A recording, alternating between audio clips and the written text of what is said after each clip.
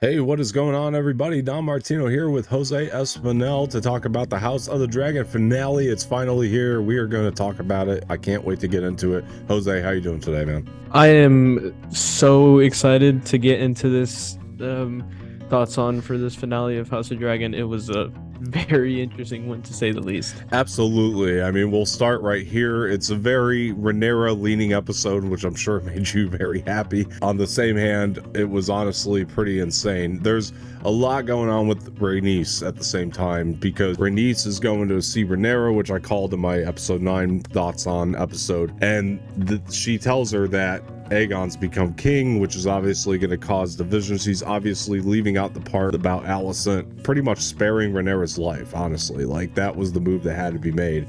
Real shitty on Rhaenys's part, you know, if you ask me. Like, I'm just like, wow, she's saying she doesn't want to start this war, but she really is. Like, in her mind, she's not responsible, but at the end of the day, she really is. I mean, what do you think about Rhaenys? I mean, for one, in episode 9, she could have killed every single one of the high towers off. Yeah. And made it easier for Rhaenyra to claim the throne. And I mean, you're not wrong. I mean, the fact that she said she doesn't want to start the war, at the same time she kind of is starting the war by not telling Rhaenyra that Alicent was the one that wanted to spare Rhaenyra's life.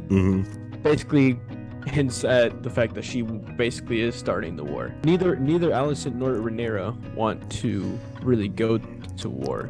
They want to try and peacefully keep the throne without really having a lot of bloodshed. Maybe up until in the end, and we'll get to that. Oh yeah, obviously obviously but up until the end. We'll wait on that. Yeah. But I feel like deep down inside, she knew that wasn't going to be possible. They want Aegon to be king. And so I feel like she doesn't want war, but at the same time, I feel like she knows that's the only way that she'll get the throne. Yeah. Well, when they met up there, it was kind of interesting because it was the opposite position for Rhaenyra there than she was in episode 2, if you ask me. You know, this time she's got Daemon standing by her side, and it was almost the same scene as you were kind of pointing out when we were watching it, but now it's kind of opposite in a way for Rhaenyra. And Rhys Ifans' character could have pointed out everything right there, but I don't think he did. Don't know why he didn't, and I think part of it has to do with the fact that he still doesn't agree with Alicent entirely either, but he's going to follow her wishes to because they had conflicts in episode 9 for sure. Absolutely. I mean, just the fact that they were really on the same team but on opposite sides at the same time. Yeah. Kinda. Yeah. So like, there's still some conflict there between Otto and his daughter Alicent. Yeah. So it's weird. It's a weird kind of world that's being shown to us currently. Pretty much. Yeah, it's all pretty much divided all over the board, and I think it's divided more than these characters know. Even Daemon and Rhaenyra are currently divided too. Even though they're on the same side, they're also divided. So we're seeing a division from the Targaryens and the High Towers. So it's really weird because they're on the same side, but there's also division between the two. And how they see things. How they see things, they're split, but they're also on the same team, so it's weird. It's really weird. I definitely think in season 2 we're going to start seeing these teams get shuffled quite a bit, and I think it was very smart for the writing to have divided as many people as they had, so we can start to make that shuffle, keep the show as interesting as possible in season 2. Because Sarah has done a phenomenal job writing the script for this season. Yeah, she honestly, hats down to her. She is a phenomenal scriptwriter. I can't wait to see what she writes for season 2. I know it's going to be fantastic. I'm in safe hands with her, knowing that she's going to be writing season 2. Absolutely, man. I think so. I think it's going to be a very, very good season. It's going to be interesting. They have enough pieces left over that they can keep going into an interesting season. That's one podcast episode you should watch, is the interview with Sarah Hess, the scriptwriter of this entire season. She really goes into depth about like how she went about writing this. Obviously, you know, talking with George R.R. Martin, the guy who wrote Fire and Blood, the book, and obviously with Ryan and Miguel, the two showrunners. You know, having a bunch of meetings with them three and kind of talking about how they want this script to go and all that. It's actually a really interesting interview. Yeah, it's funny how much this is so split, because again, I can go back into really Rhaenyra and Alicent are on the same page at this point. They just don't know it because of what's being said. That's what's so interesting about the whole thing, which I thought Rhaenyra, after Daemon chokes her in this episode, was going to kind of book and then go over to the, see Alicent at that point, but she didn't, which I find to be interesting as well. She's kind of holding her ground. That's the Game of Thrones, right? Everybody wants to sit on the throne. Everybody wants power. So that's what it is. That's the only thing holding them back. Really, if it wasn't for that damn throne that caused so much corruption in these people, like everything could work out pretty well, I think. Man, when Otto handed Rhaenyra that page that she ripped from the book when they were kids, that part got me. Yeah, like, that was touching. Yeah, it was a great way to bring forth everything, honestly, and in that one little moment. And yeah, a lot of this episode wasn't very action-packed. I mean, there's action toward the end, and we'll get to that, but like, it wasn't an action-packed episode, which I was okay with. I actually didn't want it to be action. I mean, the dialogue, the narrative in this, and the dialogue, the storyline's great, and the story, it's phenomenal. I loved it. This was honestly an amazing finale. I wanted to ask you that, compared to some of the other Game of Thrones finales, how do you think this one held? I think in terms of because it was 8 seasons in Game of Thrones. Yeah, it's one of the better ones for sure. I'm not gonna say they're all bad. I'm just saying that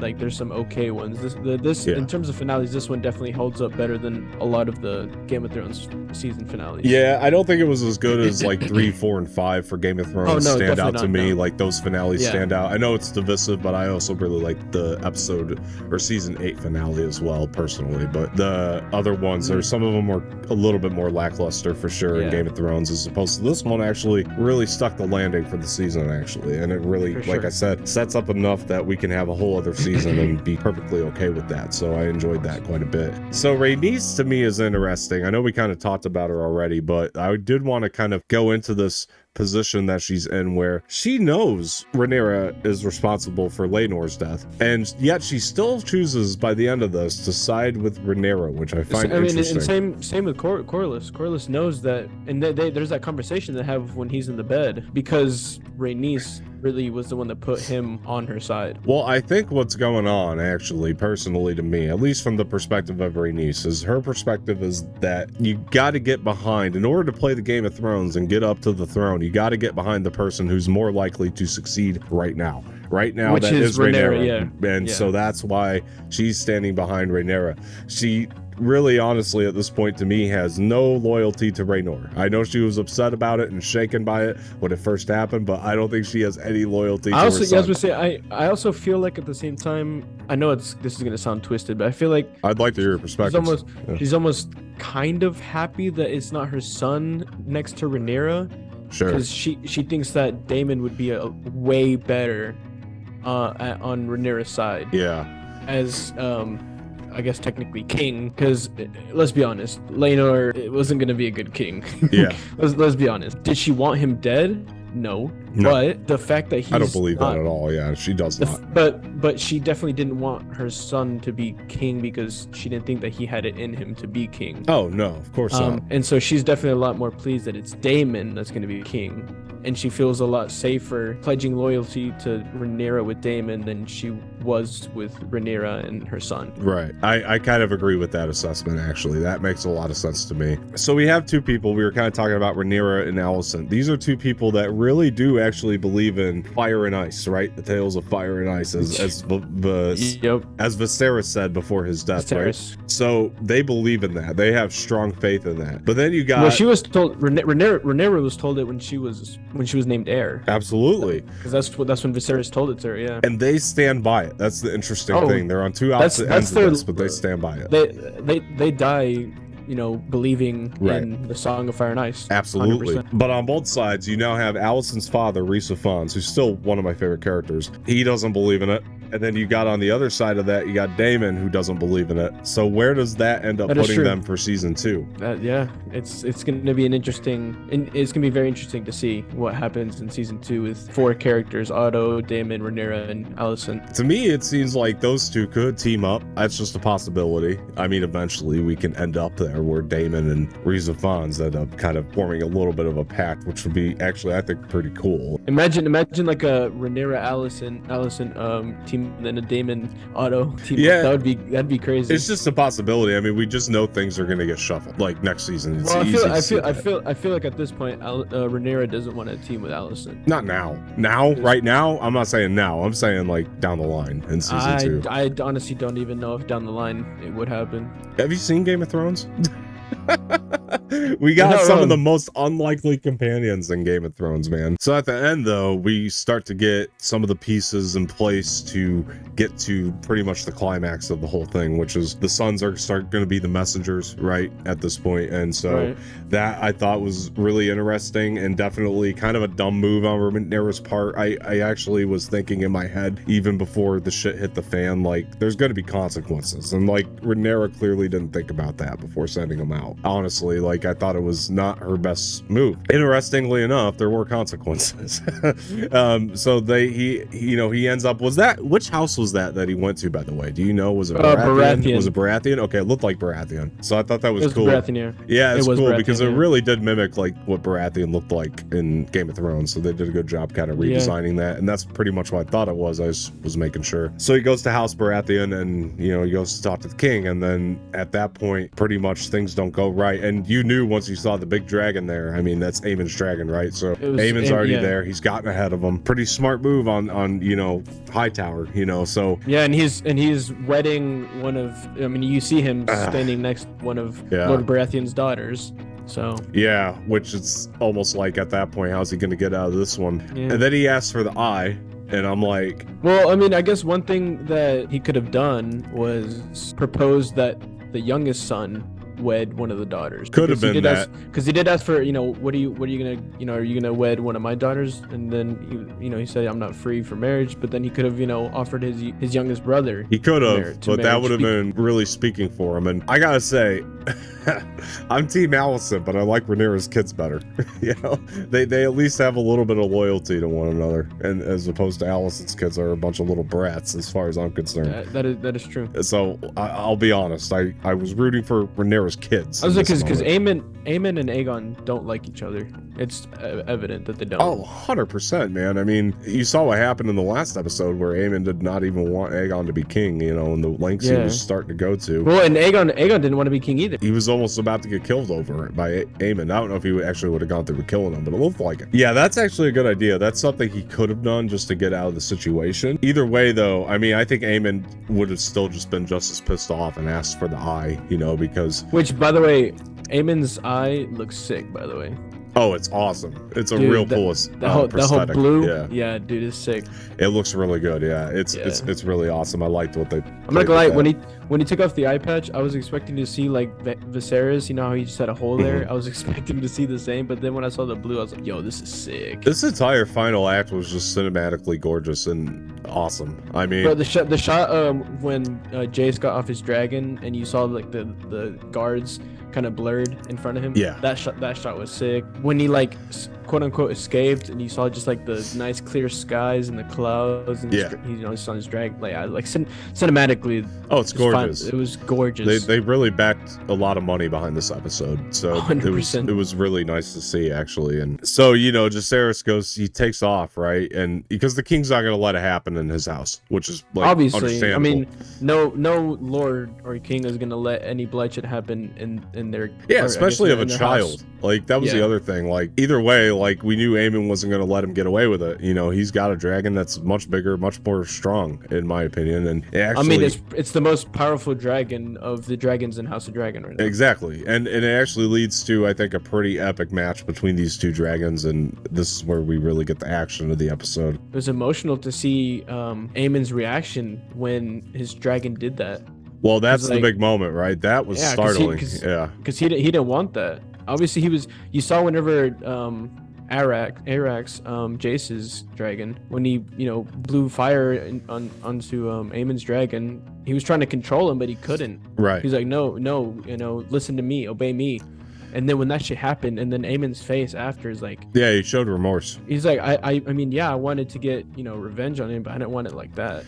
Exactly. Yeah. I mean, he's still family, right? Exactly. So, I mean, yeah. I mean, yeah. Whether he likes it or not, they are all family. there was definitely some remorse there. It's almost like I feel like he definitely cared more for Jace, and the other one's Viserys, right? Yeah, I think so. No, yeah, no, Viserys. Viserys and Jace. He definitely cares more for them than his own actual biological brother. Oh, for sure, 100%. So that was crazy, though. I mean, because that scene, Bro, my jaw dropped. in order for it Fucking to hell, that play shit was- properly, you had to like set it up right, because they showed him escape, and then we get this like beautiful shot of the daylight and everything, and we just thought, oh, he's out of it, and then just all of a sudden you see that big Aemon dragon mouth. Yeah, just oh my god, just open. Bites his dragon in half. I thought that was played incredibly. And obviously now Jace is dead. Which, Right. What was really fucking cinematically beautiful was Daemon going to see his dragon. Yes, let's talk about that too, because that was actually really good. The song he was singing was beautiful, and then just his dragon blowing fire up in the sky, like that shit was so beautiful.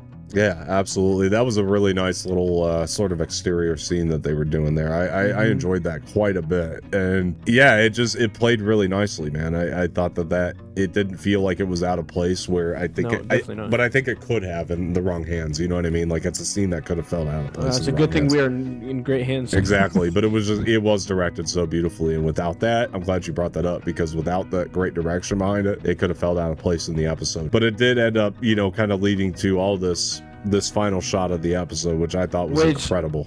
Yeah. I'm keen to find out how Daemon found out. I definitely am too.